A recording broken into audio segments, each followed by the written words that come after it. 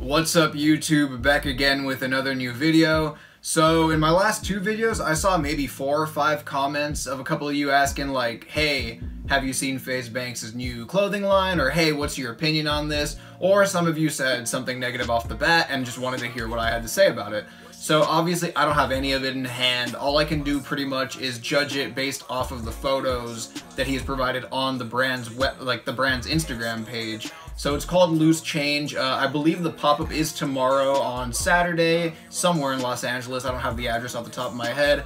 But like I said, a few of you wanted to know what my personal opinion was, and I'm going to be completely unbiased and as objective as possible. And I think what's really important to note is this is his first attempt, so it's his very first collection. But judging by some of the comments I've already seen on his brand's Instagram page, I think people are being a bit overly critical because they're not giving constructive criticism. It just seems like they're immediately going for the kill, just like attacking him right off the bat, like arguing the price points, and I feel like they're not really giving him any advice though.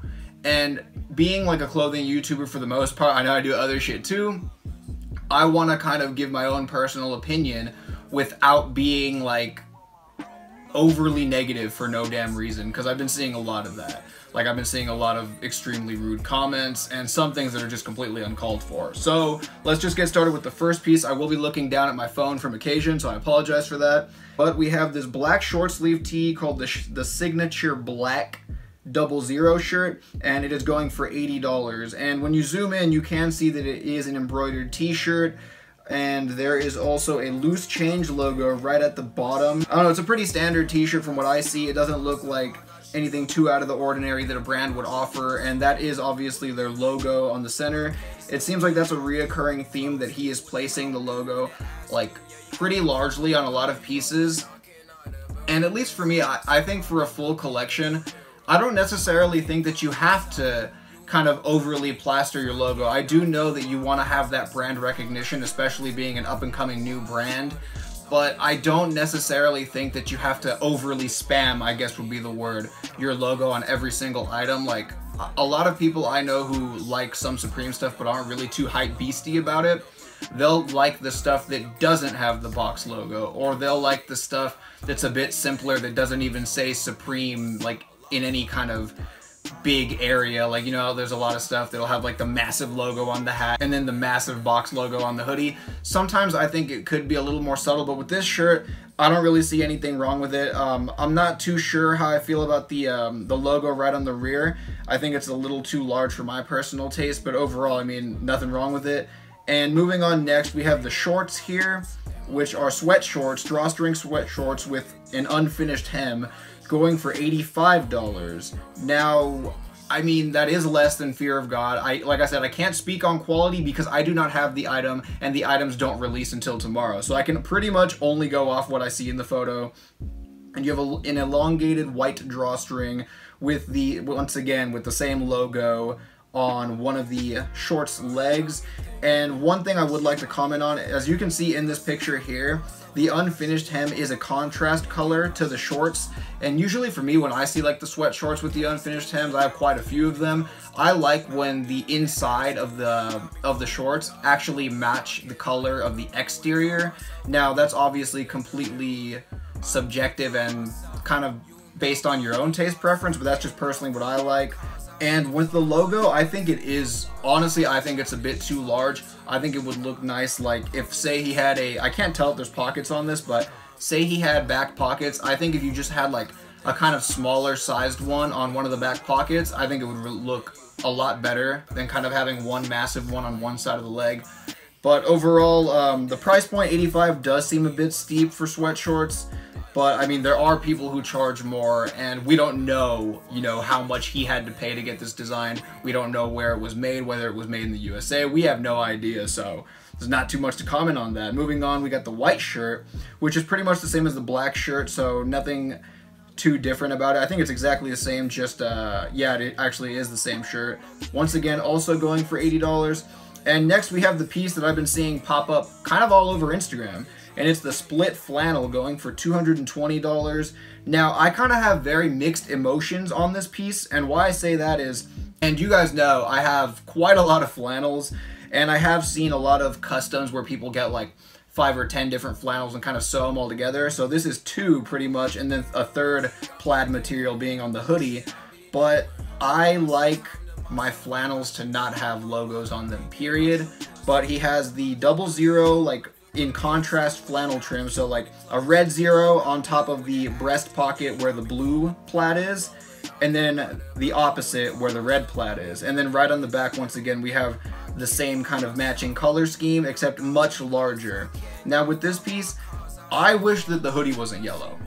I don't really like the way that the yellow plaid goes with the red and blue. I think it would look much better if it was kind of like a black plaid with some kind of red accent to it, and then completely remove the 00 off the back. I remember that being really big with Pyrex and Off-White, where they just put the numbers on the back, and I personally, I don't know, it just never really did it for me.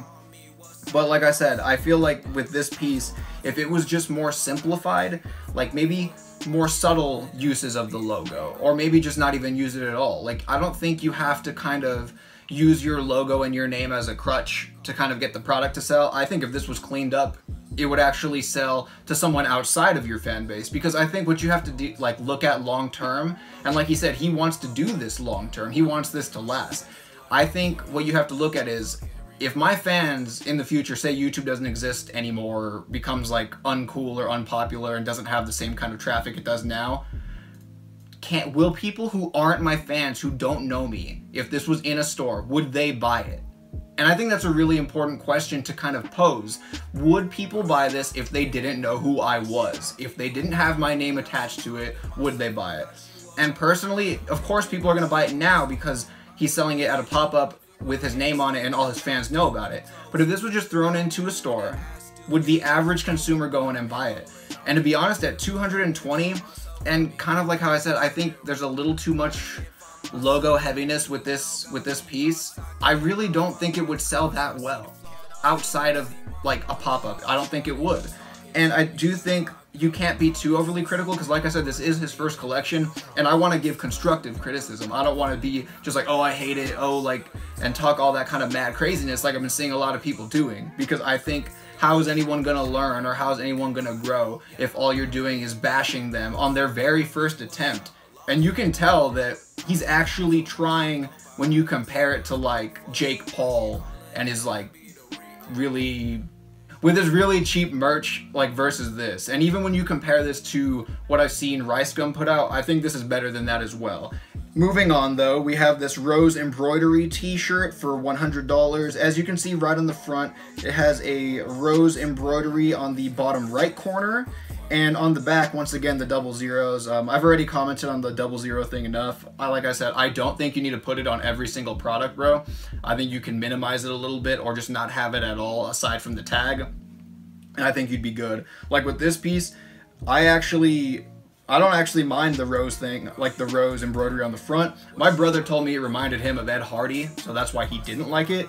But like I said, it's completely all up to your own personal taste and preference. But moving on to the hoodie, for $240, it is the oversized rose hoodie. Same rose pattern as the shirt, and I actually like the 2 big kind of like silver circles, like where the usually where the hoodie string would be. I actually like the way that looks. And if you zoom into the kangaroo pocket, it says Loosechange, and see, that's what I'm talking about. That actually looks a lot better than having a giant logo. Like if you would have put 2 giant zeros right where the kangaroo pocket would have been, I think that would have been a tad bit too much. But when you do it more subtly like that, just nice and small right there, I think that looks really good. So I'm pretty like happy with the front of that. And then on the rear, he has the same thing, the 00 on the back, but I already commented on that a few times, so you already know my opinion on that. And moving on to the tees that I've been seeing a lot of mixed comments on, like the most, is this one. It says Tier 3 Butterfly Oversized tee. So you have this very kind of Yeezy-esque inspired long sleeve. I'm not sure if it's a crew neck sweatshirt or a long sleeve. It kind of seems like a blend of the two.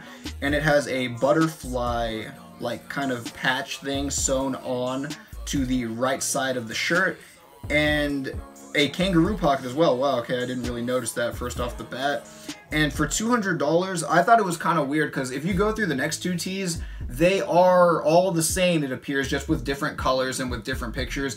But I guess the way he's doing it is the tier 3, I believe, is more expensive because there will be less of them out. And I kind of understand the point in that, like, oh, this one, there's going to be less of them, so they will cost more. But a lot of other brands don't do that. And what I mean by that is, like, Supreme, say they have a certain amount of tees, right? Like, a BOGO tee isn't going to cost more than, like, another tee. Like, that kind of just happens, like, during resale, like, usually.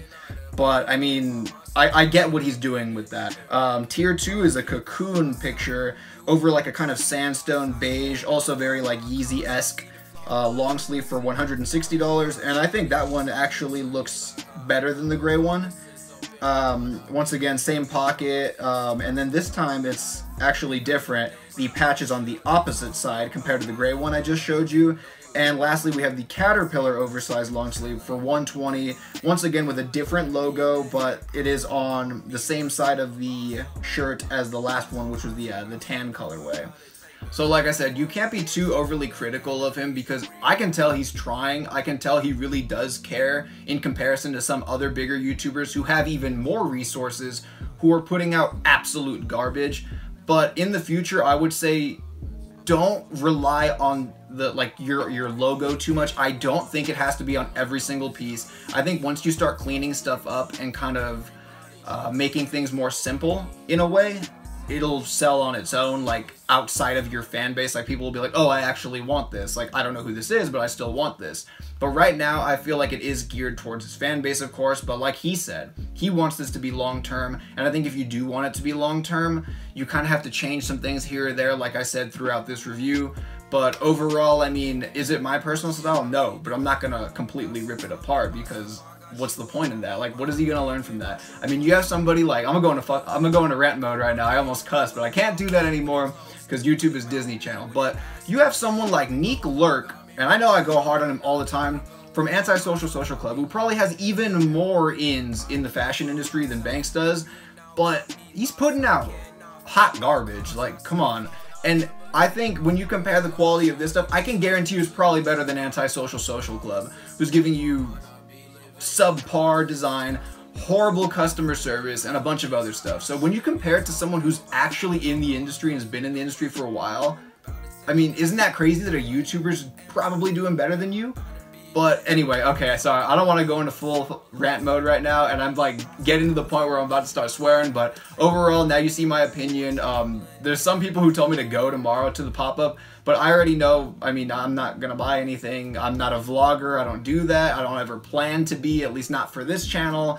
So yeah, I don't really see myself going to LA tomorrow. And I live like 3 hours away without traffic, so a little too crazy. But that's my opinion on this. Let me know what you guys think about the brand. Do I think it's a little pricey? Absolutely, but we don't know what his price points are currently because we don't know what he's using. Maybe we'll find out in the future, but thank you so much for watching. Make sure to leave feedback down below. Follow me on Instagram and Twitter, and yeah, peace out, YouTube.